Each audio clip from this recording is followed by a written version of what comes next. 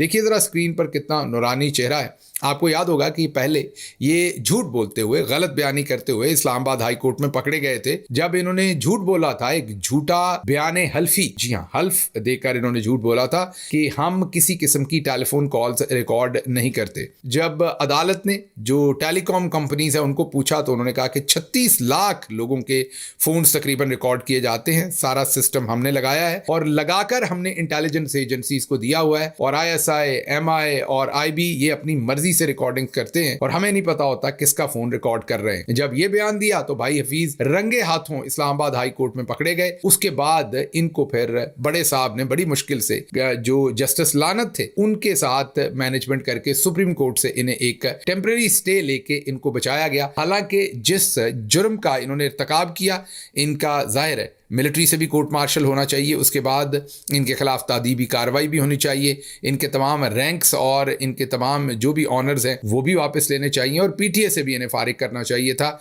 लेकिन पाकिस्तान में आपको पता है कि चौधरी साहब को ये पसंद है, तो इसलिए ये बैठे हुए हैं। तो भाई हफीज़ जो हैं वो अब एक नई मुसीबत में फंस गए हैं। ये तो सारा बैकग्राउंड था खबर का, खबर अब आपको दे रहे हैं।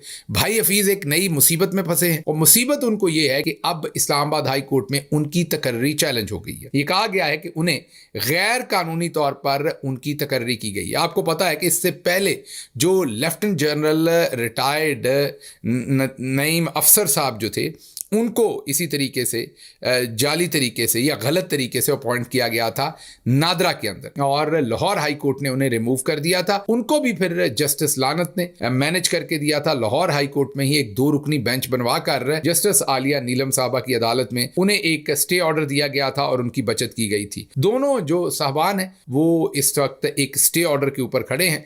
अब जो भाई हफीज़ है वो इस टाइम पहले मेंबर बने नादरा अपना PTA के, और उसके बाद इन्हें चेयरमैन बना दिया गया। इनका ये तमाम प्रोसेस जो है इसमें कानूनी पेचीदगियां हैं, इसमें गैर कानूनी काम है ये कहा जा रहा है, और अब अदालत इस केस को देख रही है। लग रहा है कि भाई हफीज़ जो है एक दफ़ा फिर फंसते हुए नजर आ रहे हैं। अदालत भी वही है जस्टिस बाबर सत्तार साहब की, जिनको ISI अब ब्लैकमेल नहीं कर पाती। कोशिश पूरी की थी, उनके घर वालों के तमाम अमेरिका से रिलेटेड जो कोई ग्रीन कार्ड या उनके घर वालों के कोई भी इमिग्रेशन डॉक्यूमेंट से उन सबको भी लीक किया था। उनके खिलाफ एक तूफान बदतमीज़ी एजेंसीज ने चलवाया था और कोशिश यही थी कि डर कर या मरूब होकर या उनकी करैक्टर असैसिनेशन करें, तो वो घबरा कर इंटेलिजेंस एजेंसीज जैसे कहें फिर वैसे फैसले वो करना शुरू कर दें।